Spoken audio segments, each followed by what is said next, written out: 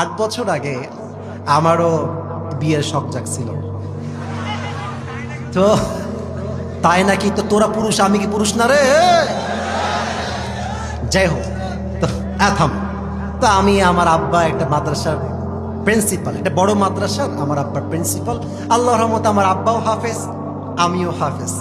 আমার আব্বাও তাওরাই হাদিস পর্যন্ত পড়েছে, আমিও পড়েছি। একই মাদ্রাসায় প্রায় 9 বছর আমরা পড়াশোনা করেছি। তো আমার আব্বা একই টাইমে বড় একটা মাদ্রাসার প্রিন্সিপাল, মুহতামিম, প্রধান।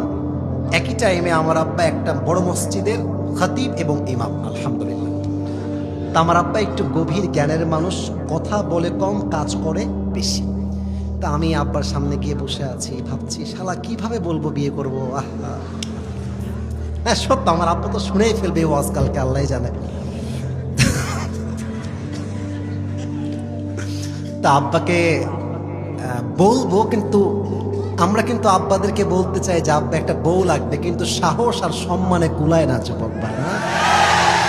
তো যাই হোক, অনেক লজ্জা টজ্জা কাটিয়ে আব্বাকে বললাম যে আব্বা, আমার মন বলছে আমার একটা বিয়ে করা দরকার। এভাবেই বলেছি যে আমার বিয়ে করা দরকার বলে আমি মনে করছি। তো আমার আব্বা শোনার পরে আমার দিক তাকাই আছে,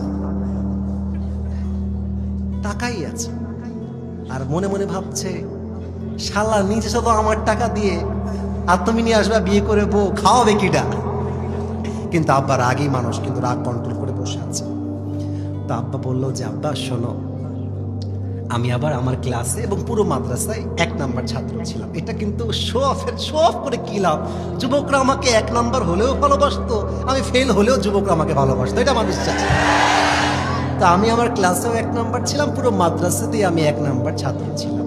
তা আব্বা বলছে তোমার কিন্তু মেধা ভালো আব্বা, তুমি কিন্তু জীবনে অনেক ভালো কিছু করবা। তো তুমি যদি এখন বিয়ে করো, তুমি তো মেয়ে মানুষের বাহিরের রূপ দেখেছো, ভেতরের রূপটা তুমি দেখো নাই আব্বা, একটু একটু অপেক্ষা করো। কারণ কি জানেন, মেয়েদের মন হচ্ছে আকাশের মতো। আজকে ঝড়, কালকে বৃষ্টি, তারপরে মেঘ, তারপরে রোদ।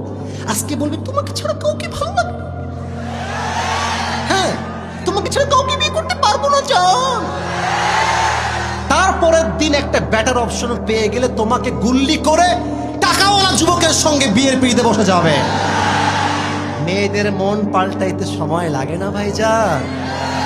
মেয়েদের উপরে এক, ভেতরে কিন্তু আর এক। উপরে বলবে তোমাকে ছাড়া কেউ ভালো লাগে না, তুমি ছাড়া কেউ নাই। আর মেয়ের মা তো আর এক রকম। যখন বিয়ের জন্য পাত্রী দেখতে যাবা, মেয়ের মা বলবে আমার মেয়েটা এত ভালো, আমার মেয়েটা না স্কুলে কখন